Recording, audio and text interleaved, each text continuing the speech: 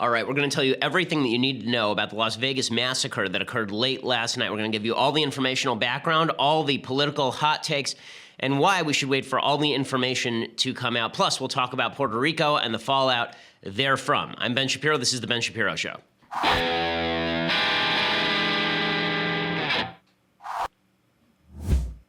Horrifying act of evil last night, about 10 p.m. in Las Vegas. A shooter opens fire from the 32nd floor of the Mandalay Bay Hotel, overlooking a giant 22,000 person country music concert that was happening.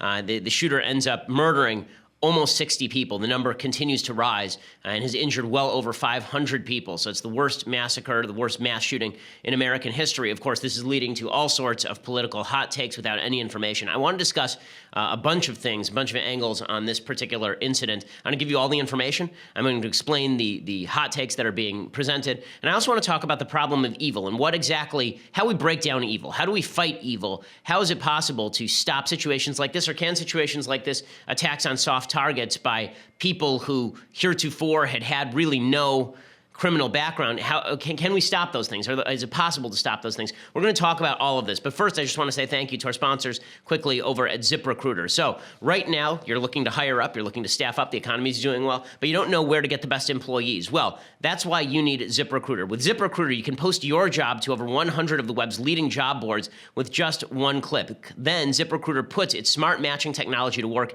actively notifying qualified candidates about your job within minutes of posting, so you receive the best possible matches. We use it over here at the Daily Wire. That's why ZipRecruiter is different. Unlike other hiring sites, it doesn't depend on the right candidates finding you. It finds them for you. You post the job, and they already have all the resumes, and it just hooks you right up. No wonder 80% of employers who post on ZipRecruiter they do get a quality candidate through the site in just one day. ZipRecruiter is the smartest way to hire, and right now, you can post jobs on ZipRecruiter for free. Again, that's for free at ZipRecruiter.com/dailywire. That's ZipRecruiter.com/dailywire. You're going to get the best employees if you use ZipRecruiter, bar none. ZipRecruiter.com/dailywire. That allows you to post your jobs for free. Go check it out and make your company better today with ZipRecruiter. Okay, so here is the quick background on what exactly happened last night. First, I can show you this video. There's a lot of video that has been emerging from the incident because obviously in a crowd of 22,000 people at a concert, there are a lot of folks who are filming the concert, and then shots ring out, and it sounds like an automatic weapon. It sounds like someone is firing a machine gun from about 300 yards, about 3 football fields away from the Mandalay Bay, and you can see it looming up there in the skyline, and people just being mowed down in this concert.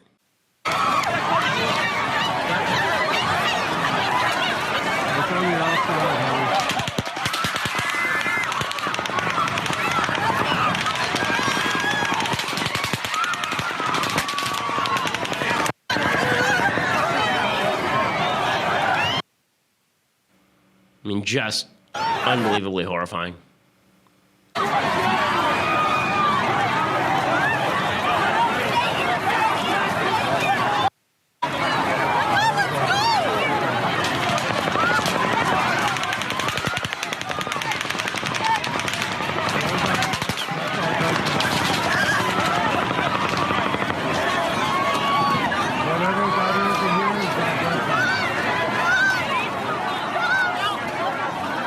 War zone right in the middle of one of America's largest and most prosperous cities.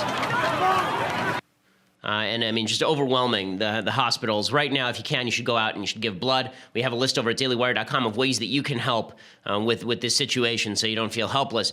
Obviously, pray for the world, pray for the country, and pray for the victims. Just horrifying all the way around. Here was President Trump's press conference this morning at which he spoke about what had just happened. My fellow Americans, we are joined together today in sadness, shock, and grief. Last night, a gunman opened fire on a large crowd at a country music concert in Las Vegas, Nevada. He brutally murdered more than 50 people and wounded hundreds more. I want to thank the Las Vegas Metropolitan Police Department and all of the first responders for their courageous efforts and for helping to save the lives of so many. The speed with which they acted is miraculous, and prevented further loss of life. To have found the shooter so quickly after the first shots were fired is something for which we will always be thankful and grateful. It shows what true professionalism is all about. So President Trump ordered the flags around the United States to be flown at half-staff in honor of the victims. It is the worst massacre, the worst mass shooting in American history. Here's what we know about the shooter. His 64 years old, his name is Stephen Paddock from Mesquite, Nevada. There's no motive as of yet. People, whenever these sorts of things happen, everybody in the news industry immediately goes to social media and begins trying to uncover all of the facts about the guy. None of that has come out so far. Apparently, according to Corey Rose over at the local news, he was known to local police, but they don't really have a criminal history. There have been reports that he lived in a retirement home, but this remains unconfirmed at this time. The police have checked out his girlfriend, a woman named Mary Lou Danley. They've said that she had nothing to do with it at this point. They're now saying that he used a fully automatic weapon, and upon searching the suspect's home, officers found several weapons. I'll explain to you what the law is regarding fully automatic weapons in the United States. Suffice it to say, federal law has forbid the sale of fully automatic rifles in the United States since 1986. So the idea that this was, some guy just went down to the local gun shop and bought a gun, if this was indeed a fully automatic weapon, that is not correct. And you can hear on that tape, it sounds like a fully automatic weapon, right? The difference between a fully auto and a semi-auto, for people who are not familiar with guns, is that a semi-auto, you would hear burst fire. And usually those bursts are 3 bullets. So in that case, you hear a continuous rat-a-tatting of a machine gun like you would in a war movie. That's what a fully automatic weapon sounds like. There is a modification that you can make to some semi-automatic weapons that can ruin the gun. It can also, if you do it right, then it can apparently make it fully automatic. Or there's also a modification that you can make that allows you to fire using the recoil from the semi-automatic rifle. Basically, you hold your finger in one place, and then there's a gun stock that you put on the gun that bounces back, and so it sort of rattles against your shoulder, and that allows it to sort of act like a fully automatic weapon. But we don't have evidence that that's what was happening as of yet. According to Las Vegas Sheriff Joe Lombardo, the motive remains unclear, but is not suspected to be terrorism. This is all according to Amanda Prestigiacomo over at Daily Wire. He said, at this point, we believe it was a local individual. He resides here locally. I'm not at liberty to give you his place of residence yet because it's an ongoing investigation. We don't know what his belief system was at the time. Right now, we believe he's the sole aggressor at this point. The scene is static. Do not believe rumors that ISIS is putting out claiming credit for this. ISIS does this sometimes. ISIS has claimed credit for crimes it did not commit because it wants to make it appear as though it's an act of terrorism. Now, it may come out later that it was an act of radical Islamic terror, but we have no evidence of that so far, so please do not spread rumors of that. If you're going to talk about it, say there's no evidence so far, because there is no evidence of it so far. So again, the girlfriend was reportedly traveling with him, but they are suggesting that she has nothing to do with it at this point. She was apparently found outside the country, and Paddock reportedly used her ID to get into the hotel. He was found dead by officers in a hotel room on the 32nd floor. Apparently, when they blew open the door, he killed himself. The suspect's brother gave a TV interview in which he said that there were no warning signs and said that he just snapped. We're going to continue updating you and providing you that information as the show goes on live. Also go over to Daily Wire for real-time updates. So those are all the facts. That's what we know. Okay, those are all the things that we know. That's pretty much it. I mean, I'm not aware of anything else that we know. Based on that slim coterie of fact, people are immediately drawing the conclusions they want to draw. And this is one of the big problems in modern politics, is that people are they have preset conclusions that they want to get to, such as gun control good, gun control useful. And they immediately take this and they just shove the square peg into the round hole of gun control, even if there's no real evidence at this point that gun control would have made this any better. So Stephen Gutkowski over at the Washington Free Beacon, he has a very good rundown over at Washington Free Beacon talking about exactly what exactly the gun laws are that are on the books at this point. And as he says, the gun laws with regard to machine guns are and have been quite strict for a long time. So since 1986, that is the case. Since 1986, it has been illegal in the United States to buy a fully automatic long gun. Fully automatic firearms, this is Gutkowski talking, he says fully automatic firearms that were registered under the National Firearms Act before 1986 were grandfathered in and are still illegal. However, in order to obtain a legal fully automatic firearm, you must apply to the ATF, pay a $200 tax, and register with the ATF. The ATF has a registry of every legally owned fully automatic firearm and informs local law enforcement of all who own them in their jurisdiction. Fingerprints and photographs are required to be submitted along with a registration application. In practice, there are several 100,000 legally registered fully automatic firearms in the United States, but they are very hard to obtain. And beyond the registration process, which can take up to 9 months to complete, the price of fully automatic firearms is extremely high. The low end of fully automatic firearms is around 5 figures per gun. He says he's seen fully automatic firearms in the $300,000 range. The reason this is relevant is because what you'll hear is that they're unregulated. This is untrue. That is a gun myth. Now, there are a bunch of people who are putting aside any semblance of reality and fact in order to promulgate this political agenda.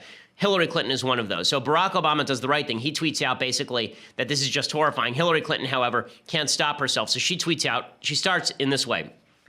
Las Vegas, we are grieving with you. The victims, those who lost loved ones, the responders, and all affected by this cold-blooded massacre. And then she continues along these lines. She says, the crowd fled at the sound of gunshots. It took her legitimately 5 minutes to go political with this. She says the crowd fled at the sound of gunshots. Imagine the deaths if the shooter had a silencer, which the NRA wants to make easier to get. So within minutes, she's already politicizing this and blaming the NRA without any evidence the NRA had anything to do with this. There was no silencer on the gun, obviously, and apparently. She continued along these lines as well. But this was the main thrust of it. So she's blaming the NRA for all of this. And that is just unacceptable. First of all, it's irrelevant. He wasn't using a silencer. It's stupid, because that's not how silencers work. The idea that the silencer would have prevented people from hearing that, all a silencer does is it prevents damage to the ears of the person who's firing the gun. Silencers do not silence guns. Okay, they reduce the volume, of course, but it doesn't sound like it does in Die Hard. Like if you watch Die Hard, if you watch any of these older movies where somebody puts a silencer on a pistol and then they fire it, and it sounds basically like an envelope opening, right? Just sort of, it sounds like, right? That's not what a gun sounds like when fired with a silencer. I've fired a gun with a silencer. It sounds like a jackhammer. It's very, very loud. Beyond that, the reason that this shooter presumably didn't use a silencer is because silencers can overheat and prevent the firing mechanism from working properly. This guy knew what he was doing. He apparently had multiple firing positions inside his suite in the Mandalay Bay and was firing down into the crowd. So Hillary doesn't know what she's talking about. It's irrelevant. It's ignorant. And it's doing something else which I find really atrocious, and that is doing the same routine I blamed Piers Morgan for back after Sandy Hook, standing on the evils of this situation and the horrors of this situation in order to make a political point and suggesting that people who disagree with her about things like silencers don't care enough about the people who were just shot. First of all, I would just suggest this is a country music concert. I would bet you the majority of the people in that crowd are not in favor of Hillary Clinton-type gun regulations. Even the people who are in the crowd, even the victims, I'm sure, many, not the people who are, I don't want to speak for people who are dead or people who are shot, so I shouldn't say that. But I will say that a lot of people at a country music concert, that's a crowd that's more likely to be pro-gun than other crowds. So Hillary Clinton can't even speak on behalf of those people with accuracy. Okay, I want to talk in a second about a couple of other reasons it's inappropriate to immediately jump to legislative proposals without evidence in just a second. But first, I want to say thank you to our sponsors over at ProFlowers. So, for anyone who's excited about this fall, if you're just looking to help a loved one or give something nice to a loved one, you need to go over to my friends at ProFlowers. They have long-lasting bouquets in your favorite fall colors. Their best-selling is Cinnamon Cider Roses, a great option for a birthday, or go with one of the classics like 100 Autumn Blooms or a dozen Autumn Roses. You can't lose because no matter what bouquet you send right now, you get 20% off any of ProFlowers' unique bouquets of $29 or more. ProFlowers is just great. It shows up at the house. You can pick the date you want it to show up. And these flowers are guaranteed to last at least 7 days. They're guaranteed fresh for at least 7 days, or you get your money back. And if they break, if it comes and it's broken in delivery, if the vase is broken, they'll replace it. We've had that happen. They're great about it. They just replace it right away. To get 20% off all bouquets of $29 or more, go to proflowers.com. That's proflowers.com. Use my code BENSHOW at checkout. That's proflowers.com, and use code BENSHOW at checkout. Again, proflowers.com, use BENSHOW at checkout, and you get 20% off all bouquets of $29 or more. Whenever I'm out of town, I send my wife flowers using ProFlowers, and yes, I use my own promo code BENSHOW in order to get the discount. So go over to proflowers.com and use BENSHOW at checkout. So, as I say, people on the left immediately jumped to political positioning. Elizabeth Warren did the routine. We have to do something now to stop it. So I'll talk in a second about what could be done to stop these sorts of things, if anything. But she's not the only one. Richard Dawkins, the famous atheist, tweeted out something quite disgusting. He tweeted out, "Dern tootin', great shootin', cool dude certain, he's Second Amendment right, hell yeah." And he spells rights R-A-H-T-S because it's supposed to be in a southern accent. Every country has its psychopaths. In U.S., they have guns. Okay, well, in Britain, they've been murdering people they've had multiple terror attacks, including in Manchester, using weapons and bombs, and this idea that it's only in the United States we have to worry about this stuff is just not true. But Richard Dawkins could use a little bit of God, because apparently he lost his tact and his decency when he lost his God. There are a few problems with jumping to conclusions here. One, again, we still do not know the shooter's motive. This happened last night. We still have no inkling of the shooter's motive.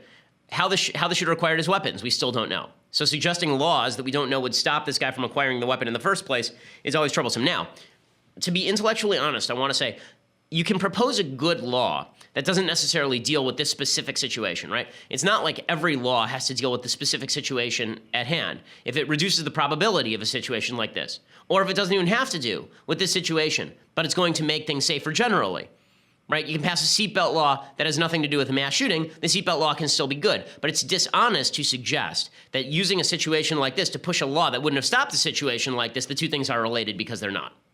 Right? If you use this to push a child safety law about cribs, that's obviously unrelated. Well, if you use this incident to pass a law or push a policy that has nothing to do with this particular shooting, again, unrelated is unrelated. And then there's a final point, and this is something that we all fall into, whether on the right and on the left. When something bad happens, we immediately jump to, what could the government have done? What should the government have done? Making policy in the heat of passion is not a good way to make policy. It's why we don't have a democracy. It's why we have a republic. It was to shield policymaking from the passions of the public. It was to shield policymaking from the problems inherent in getting very emotional and passionate about situations.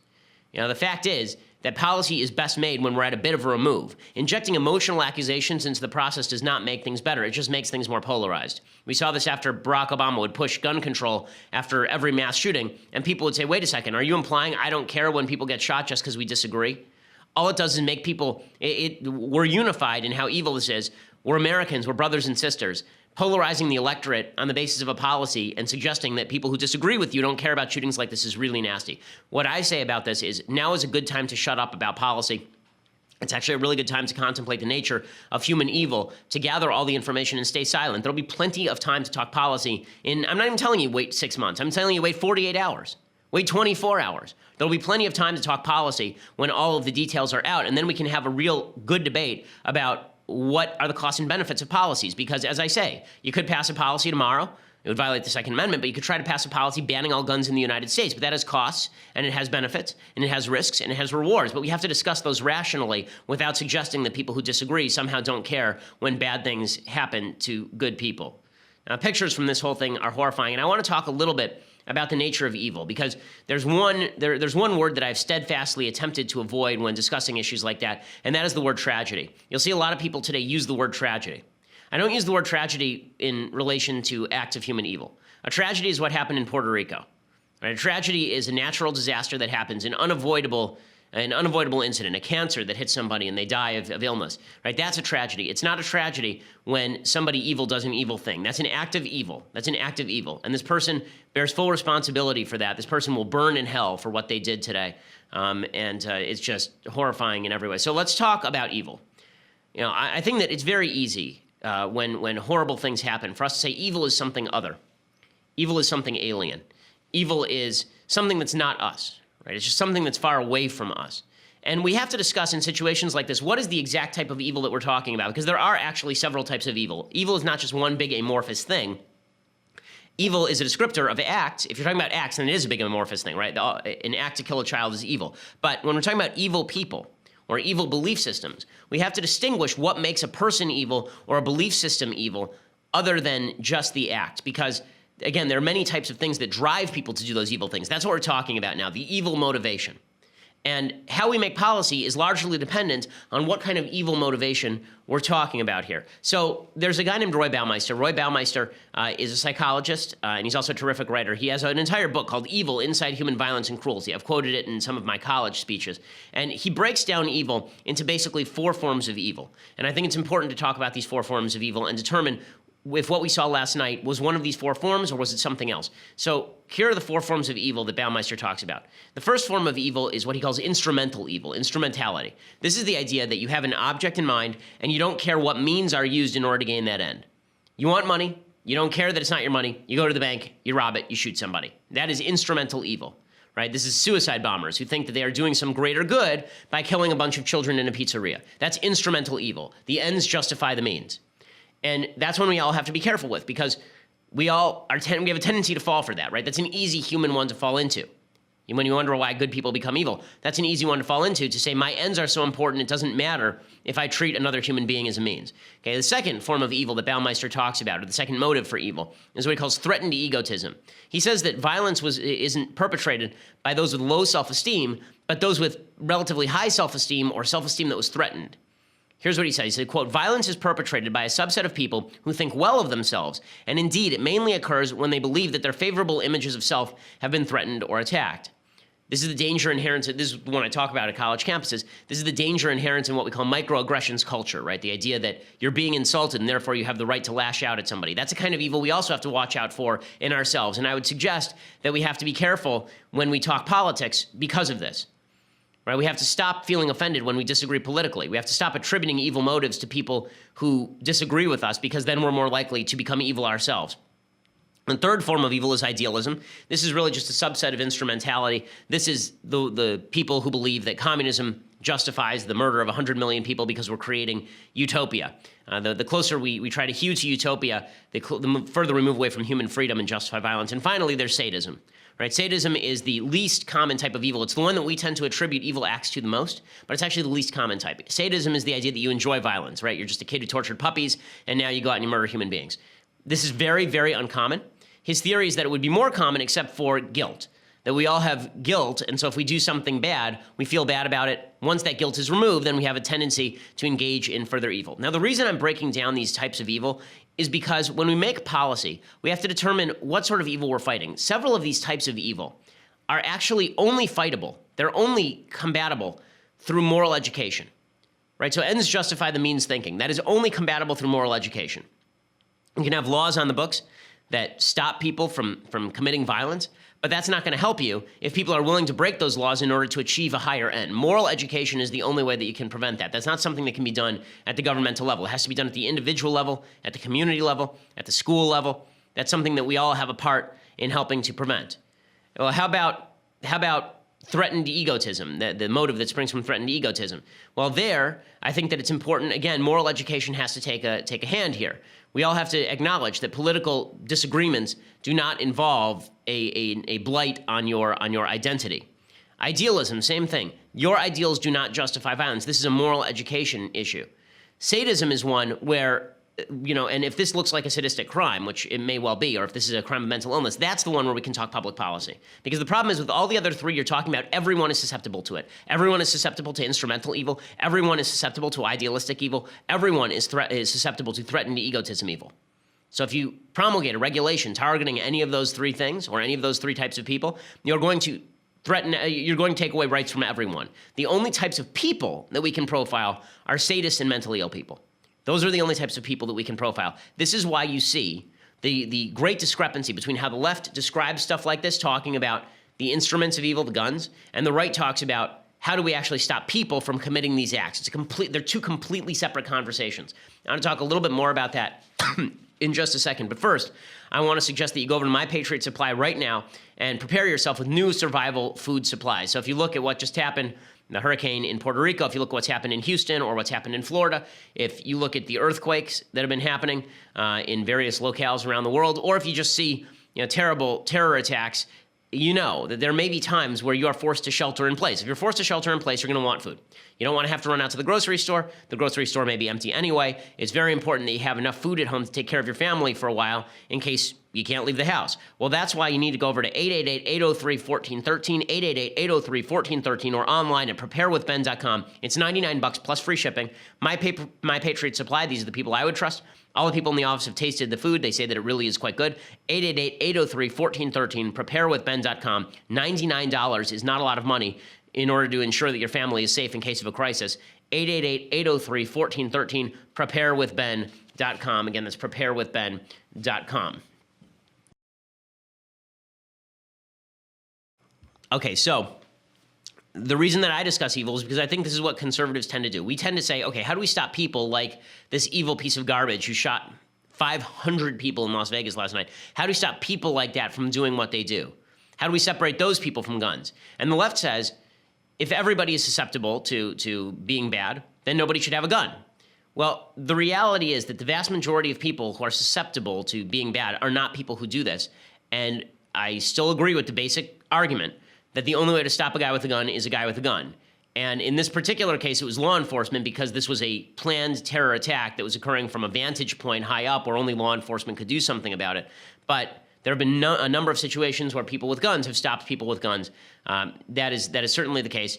All the arguments for the Second Amendment don't stop applying just because somebody misused the Second Amendment or obtained their gun illegally. We don't even know how this guy obtained his gun in the first place. So, again, there'll be lots of time to discuss the policy implications of all this tomorrow. All I would suggest for everybody is that we focus in on how we cleanse our own hearts of the tendency to do evil things, how we look at the world, and that we think a little bit more about the fact that we're all brothers and sisters in this fight against evil people, and we really need to focus together on how we can make our country a better place across the board without tearing each other apart over simple political disagreements, because I see that happening too much, and I find it really inappropriate and quite disgusting. Okay, so in other news, the President of the United States is in hot water over everything that's happening in Puerto Rico. So there's been a bit of a controversy over whether what's happening in Puerto Rico is really Trump administration failure or if it's the media blowing it out of proportion. This is one of the problems with the country where we've all lost trust, right? The media, we feel, is a partisan hit factory, and that's exactly right. On the other hand, we look at the Trump administration, we can't say we trust these people to tell us the truth about what's going on in Puerto Rico. After all, they have a stake in the game, the same way that any administration would have a stake in the game. So I'm going to give you some information. I'm not an expert about hurricane preparedness or hurricane cleanup or disaster relief. I'm not an expert on this. I assume you're not either. So I'm going to allow a couple of different experts to talk about this because I think that it's important to get the most objective view that we can, because all that I'm hearing from one side is that Trump is Hitler and he's not doing the right thing. He's letting people starve because they're brown and all this. And on the other side, that Trump is the greatest relief president that ever lived and everything that he's done is pitch perfect, and all of this is an unfair hit job. So here is an article from Bloomberg.com, courtesy of a guy named Tobin Harshaw. And he interviewed a retired Navy captain named Jimi Hendrix. So Jimi Hendrix is Jerry Hendrix, not the guitarist. He's a senior fellow with the Center for New American Security, and he served for decades both on the high seas and in high-level staff jobs, including with the Chief of Naval Operations Executive Panel and the Office of the Undersecretary of Defense for Policy's Irregular Warfare Quadrennial Defense Review. He has degrees from Purdue, Harvard, the Naval Postgrad School, and a PhD from King's College in London. And here's what he said. What he suggested is that the Trump administration is actually doing a pretty good job. He says he doesn't think the criticism has been fair. He says there's a fair amount of anticipatory action that is not being recognized. Amphibious ships, including the light amphibious carriers Kearsarge and Wasp, and the amphibious landing ship Doc Oak Hill, were at sea and dispatched to Puerto Rico ahead of the hurricane's impact. These are large ships that have large flight decks to land and dispatch heavy-lift CH-53 helicopters to and from disaster sites. They also have big well decks, exposed surfaces that are lower than the fore and aft of the ship, from which large landing craft can be dispatched to shore carrying over 150 tons of water, food, and supplies on each trip. You're seeing a lot of rumors online about problems distributing the supplies throughout the country because of unionized truck businesses or impassability of the roads. That has nothing to do with Trump. These are actually the ideal platforms, he says, for relief operations owing to their range of assets. The ships, due to their designs to support marine amphibious landings in war zones, also have hospitals aboard. And he says that there is a broad misunderstanding of the USS Comfort's mission. This is a hospital ship that was sent. It was kind of held up and then sent later. She's not an emergency response ship, but a hospital ship. She was built to accompany a large military force into war zones. And says it's revelatory of where the U.S. group mind is now that when the American public thinks about the ships like Comfort and Mercy, they automatically think of them as part of a civilian emergency response force rather than quietly considering the type of potential conflict that require a hospital ship with 1,000 beds. I can tell you when I think of these ships, I internally shudder at the thought of the type of conflict they were intended to support.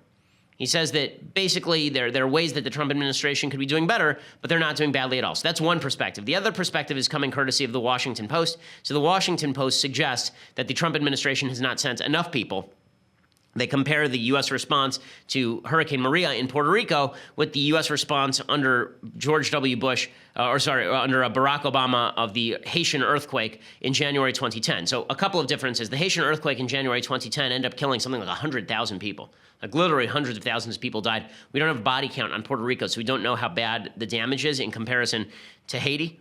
But here's what they say. They say 8 days after Hurricane Maria ripped across neighboring Puerto Rico, just 4,400 service members were participating in federal operations to assist the devastated island, an Army general told reporters on Thursday. In addition, about 1,000 Coast Guard members were aiding the efforts. 40 U.S. military helicopters were helping deliver food and water to 3.4 million residents of the U.S. territory, along with 10 Coast Guard helicopters. And then there are a bunch of people who helped out in Haiti who said that they are not happy with the level of support. They say within 2 days of Haiti's earthquake, the Pentagon had 8,000 American troops en route. Within 2 weeks, 33 military ships and 22,000 troops had arrived. More than 300 military helicopters buzzed overhead, delivering millions of pounds of food and water. So they're suggesting that basically this is a fraction of what was done with Haiti. Again, I don't have the expertise, so I'm just going to present you with the facts without making a hard and fast judgment. Suffice it to say, I'm seeing credible people on both sides of the aisle, some saying that all of this is basically going as planned, and some people saying that this is obviously not sufficient. So before you start believing all the rumors that everything is a disaster area, I don't think I don't think all the information is on one side. Here's a video that's been released from the U.S. Coast Guard showing what the Coast Guard is doing to try and do cleanup in Puerto Rico. And this is Ismael Rosado of the U.S. Coast Guard Special Agent. Expected some damage, but not to the extent that we experienced yesterday, that we witnessed yesterday. It was people lost everything in their houses. Everything. They just, the only thing they had it seems like whatever they were wearing, that was left. Looking at the homes and seeing where the water line was pretty much chest level for me, it was definitely a challenge to keep it together. When we started distributing the supplies throughout the community, I was sad. I was sad looking at the conditions that. So I mean, obviously, you can see that there is work that's being done on the ground, and you wouldn't see a lot of these videos, except for the fact that a lot of these branches of the military actually have their own PR wings. This has been contrasted with San Juan Mayor Carmen Yulín Cruz. So she is a very, very left-wing mayor of San Juan. She apparently has supported particular terrorist groups in the past that are left-wing in terms of her rhetoric. And she went on national TV to rip President Trump, and of course the media ate it up. Well, maybe from where she's standing, it's a good news story. When you're drinking from a creek, it's not a good news story. When you don't have food for a baby, it's not a good news story. When you have to pull people down from their buildings, because I'm sorry, but that really upsets me and frustrates me. You know, I would ask her to come down here and visit the towns and then make a statement like that, which frankly, it is an irresponsible statement, and it contrasts with the statements of support that I have been getting since yesterday when I got that call from the White House. Damn it, this is not a good news story. This is a people are dying story. This is a life or death story. There's a truckload of stuff that cannot be taken to people's story. Okay, so the media, of course, eats this up and suggests that she is exactly right. This is going to be Trump's Katrina, and the media's alacrity to cover this thing. And their apparent unwillingness to talk to other people on the ground is quite striking here. There's some problems with this particular mayor, who seems like she has a lot of time for TV and not as much time to actually do the things she's supposed to do. So she admitted in a press conference that she had not met with the Federal Emergency Management Agency. She was invited to do so, and she didn't even bother to do it. Will you meet with people from my administration? People from my administration have been to the COI. Yes.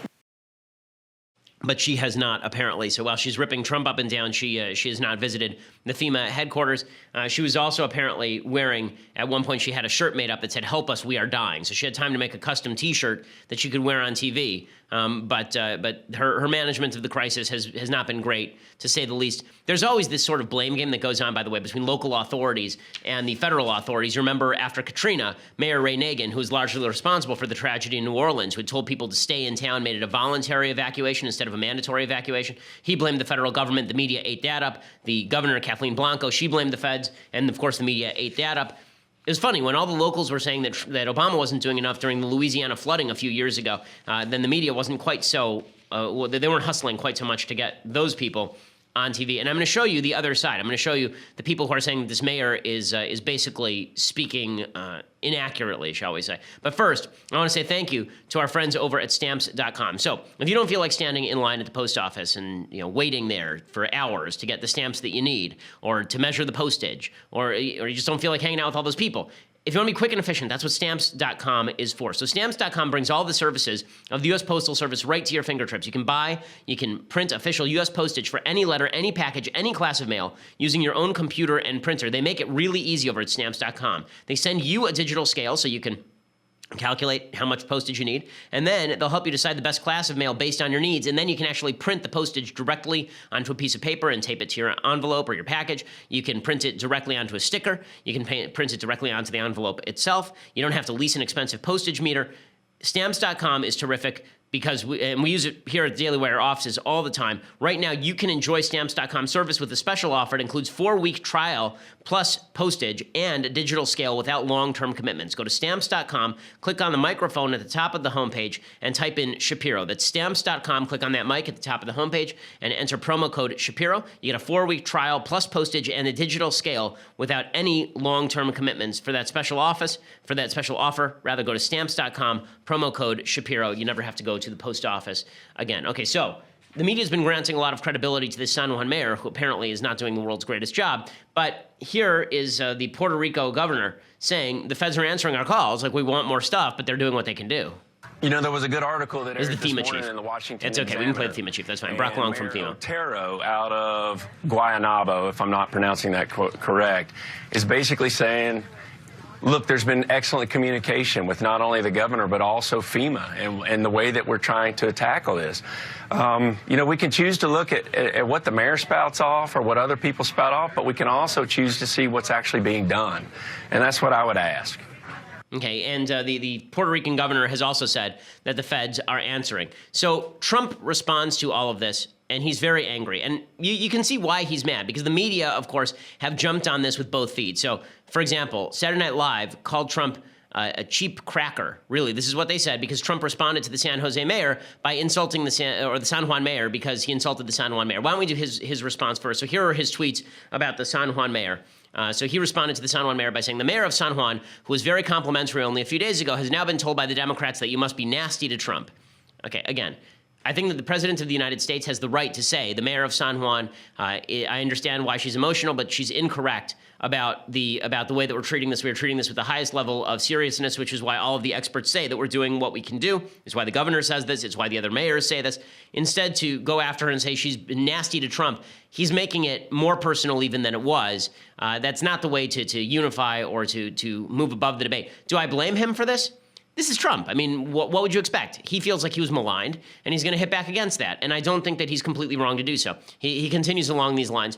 And he tweets, such poor leadership ability by the mayor of San Juan and others in Puerto Rico who are not able to get their workers to help. Again, here is where he starts to veer off. So as always, Trump starts from a point that is 80% correct, and he moves into points that are now 10% correct, right? Who are these others in Puerto Rico who are not able to get their workers to help? Can he call them out? Can we know? Or why is he, like, if we're going to play the blame game now, let's find out who specifically is impeding the progress here. Don't just put it on the people in Puerto Rico. And then he continues along these lines. He says, they want everything to be done for them when it should be a community effort. 10,000 federal workers now on island doing a fantastic job. Okay, again, who are these people who want everything to be done for them? Now it sounds like he's accusing all of these people of laziness. Like, what is the point of this? What is the point of this? He could just say, the San Juan mayor is wrong. I'm insulted by the implication that I'm not taking this seriously. Of course I am. Maybe she's politically motivated to say this stuff because I see no other reason for her to say this other than political motivation, right? That I think would find 90% appropriate. Him going after all of the people of Puerto Rico, apparently, or a large swath of the people of Puerto Rico, that seems, and saying that they want everything done for them, that, again, if you're not going to name names, then this is just bad policy. But he's very angry at the media because the media used this as an opportunity to slam Trump himself. So here's Bernie Sanders talking about how it is unspeakable to attack the mayor of a city that has been underwater. Speaking from his fancy golf club, playing golf with his billionaire friends, attacking the mayor of San Juan, who is struggling to bring electricity to the island, food to the island, water to the island, gas to the island. That is just, it is unspeakable. And I don't know what world Trump is living in. Okay, so I like that it's unspeakable for Trump to say the mayor's not doing her job, but it's not unspeakable for the mayor to say Trump's not doing his job. That much I don't blame on Trump. I do blame Trump for going beyond that and starting to rip, broad swaths of the Puerto Rican public or governing structure. I also blame Trump for this. This image is just not smart. If Obama did this, we'd be ripping him up and down. If Obama had gone out and played golf in the middle of a hurricane relief effort and then dedicated the golf tournament to the victims of the hurricane relief, I have a feeling that everybody would have been on his case, and I think rightly so. It's just an image. Okay, so apparently he got up and he actually, so if you can't see the image, it's him at this golf tournament. And here is what he said. He said, on behalf of all of the people in Texas and all of the people if you look today and you see what's happening, how horrible it is, but we really have it under great control. Puerto Rico and the people of Florida who have suffered over this last short period of time with the hurricanes, I want to just remember them. And we're going to dedicate this trophy to all of those people that went through so much that we love, a part of our great state, really a part of our great nation. He says, I'll tell you what, I've been watching this thing from the beginning, and I have to say, our Team USA, wow, did you play well? I can guarantee you the people in Puerto Rico do not give two craps about this golfing event. Okay, and I don't think victims in Texas or Florida are deeply honored by the president presenting the president's cup to the victims of a hurricane. Like, unless it actually has potable water in it, I have a feeling they're not super interested in it. So that's just bad politics. Trump, better than anybody, should know about the imagery here, and it's really dumb. Does that justify the media's response? No, the media's response is super over the top. So here's SNL yesterday ripping into President Trump, calling him a cheap cracker. It's hurricane relief. These people need help. You just did this for white people twice. Do the same thing. Go tell Melania to put on her flood heels, get some bottled water, some food, pack up some extra Atlanta Falcons Super Bowl T-shirts, and write them a check with our money, you cheap cracker. Okay, so first of all, calling the president a cheap cracker, imagine if somebody had said something similarly inflammatory about Barack Obama referring to him by race. Would that be okay? And by the way, it's an easy comedic technique to use shocking words and then expect people to laugh, but it's really kind of gross. So no wonder Trump is mad, and Trump has a right to be mad. Again, there's not a lot of evidence, or at least there's mixed evidence, that this Puerto Rican effort is being handled badly.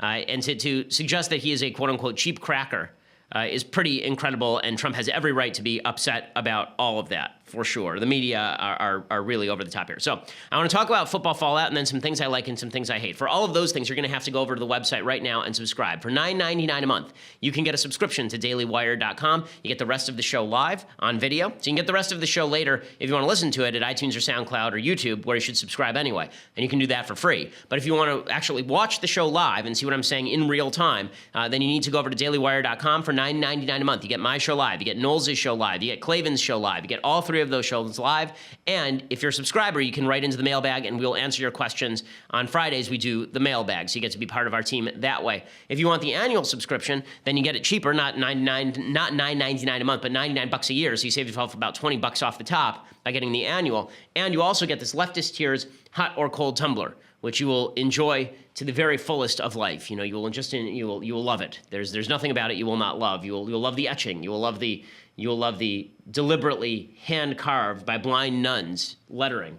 You'll enjoy the beverages that this thing holds. It is just glorious. So you get that. If you just want to listen later, go over to iTunes, SoundCloud, or YouTube, as I said, and subscribe and leave us a review. We always appreciate it. We are by far the largest and fastest growing conservative podcast in the nation.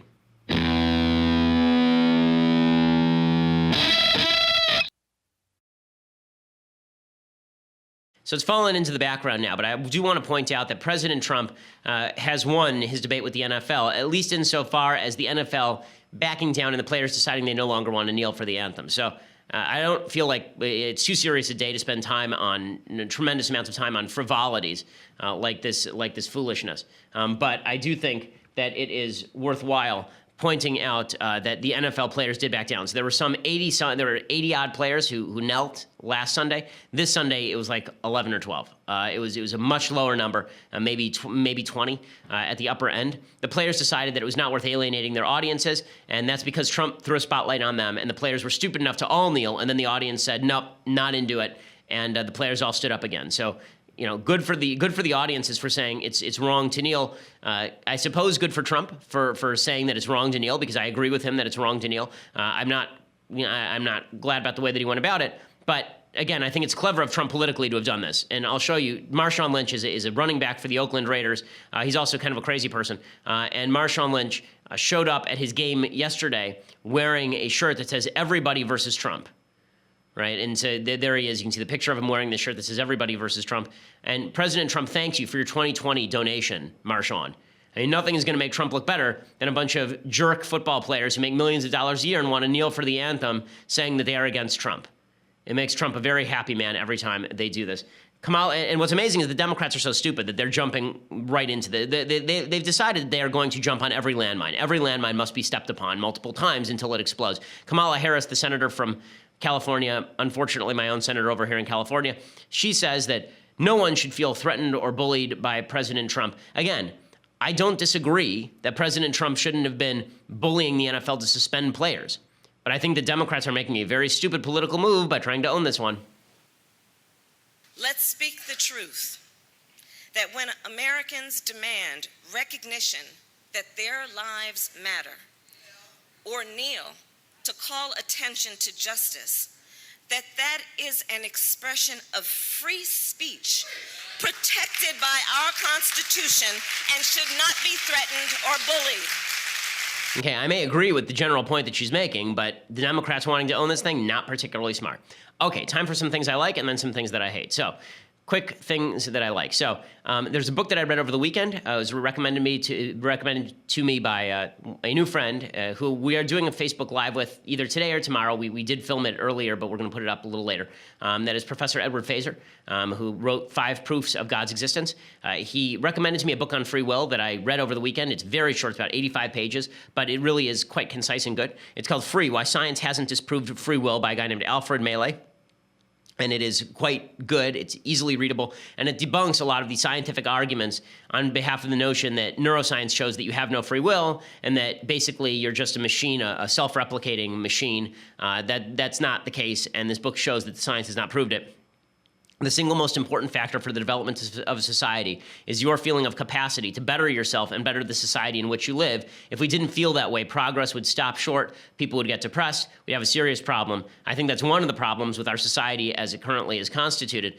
Check out this book to find out why science has overstepped its boundaries in making some of its more ridiculous claims about the nature of your capacity to choose. Again, the book is Free: Why Science Hasn't Disproved Free Will. Good book. Okay, other things that I like. So I ripped SNL earlier. I want to compliment SNL for a very funny bit that they did. They did a bit for a new type of jeans that they are calling Levi's Woke. Here is the bit. It's pretty funny. My jeans tell me I'm a man. My jeans tell me I'm a woman. They tell me I'm relaxed. That I'm skinny? A child. Yo, you don't know me, jeans. I'm not a style. I'm not a size. That's not me. I am not a child. I'm me. I'm unique. I'm woke. Woke. I'm woke. So, why aren't my jeans? Now they are. Introducing Levi Woke, sizeless, style-neutral, gender-non-conforming denim for a generation that defies labels. Levi's heard that if you're not woke, it's bad. So we made these. Defining someone by their style? That's offensive. That's why Levi Wokes have no style. What's my size? Why don't you try asking me about my accomplishments? My Wokes are size me. They fit everybody. Because they fit nobody. So what colors do they come in? Colors? I'm triggered. This color. Can you label this color? That is the color Greb. They not brown, but they not brown. It's a handful of colors, none of which are dominant. Just like our country. Oh, wait. Whoa.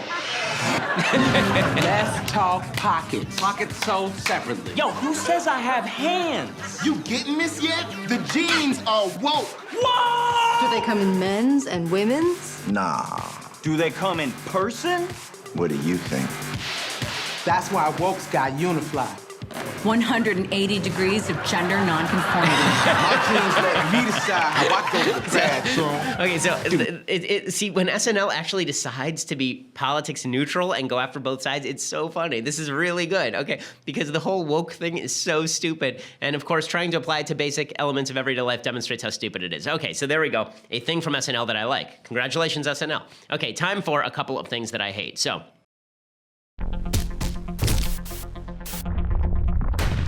here we go. Okay, so I was going to do this on Friday, but I must show it to you now. This is, of course, the pause pod. So somebody decided that it was imperative to actually invent something called the pause pod, in which you are supposed to sit and pause and reflect. I guess you carry it around with you.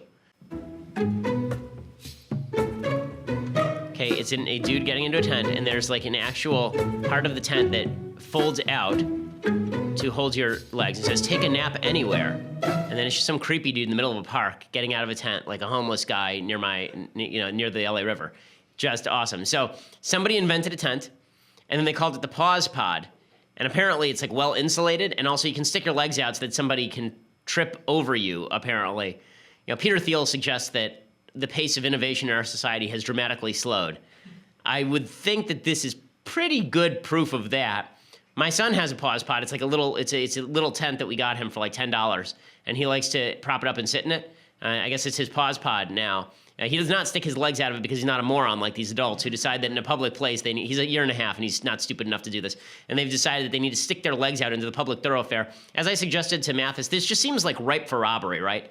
Like, can't you just imagine somebody goes to sleep in public in a tent? You just open up the tent, grab their stuff, and run. And meanwhile, their legs are tangled up in the lengthening part of the pause pod. Or if you really want to get violent about it, I suppose you could just chainsaw off their legs and they really can't chase you. But, there's no reason to get violent about it. You can also just push over the tent and laugh. That's probably what I would do. So if you ever see someone with a pause pod, just know that that person is not a success in life. Okay, other thing that I hate. So the other thing that I hate today is that John Kasich somehow thinks he's still relevant. The Ohio governor, who basically assured that Donald Trump won the nomination by staying in the race far too long, a man who I have said before looks like he went through the washing machine like a receipt in your pocket and then was uncrumbled. He now says that maybe he won't support the Republicans and he'll make an independent run, because that's just what we need, America, is John Kasich making an independent run. Oh, God, no. Please, God, not John Kasich. Yes, John Kasich. If the party can't be fixed, Jake, then I'm not going to be able to support the party, period. Well, okay, if the party is fixed by people like John Kasich, it ain't fixed. Okay, I think there are serious problems in the party. I do not think that this man is the one to fix the problems in the party, considering that he was too selfish to get out of the race and let somebody else compete.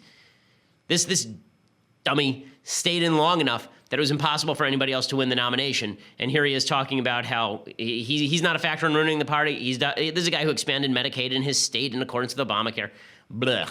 Okay, go away. Good riddance. Get out, John. No one likes you. Okay, so we'll be back here tomorrow. The rest of the week, we are broadcasting from abroad. We're broadcasting in the next 2 days. We're broadcasting from Sacramento, and then I'm gone for a week and a half. So treasure these next 2 days. Treasure our time together, because it really is precious. And please, seriously, everybody pray today for the state of the country. Now, pray today for the world. And let's pray that the evil that is growing, it seems, all over the planet and in so many hearts and minds should be checked by a more benevolent God. Let's pray for that. I'm Ben Shapiro. This is The Ben Shapiro Show.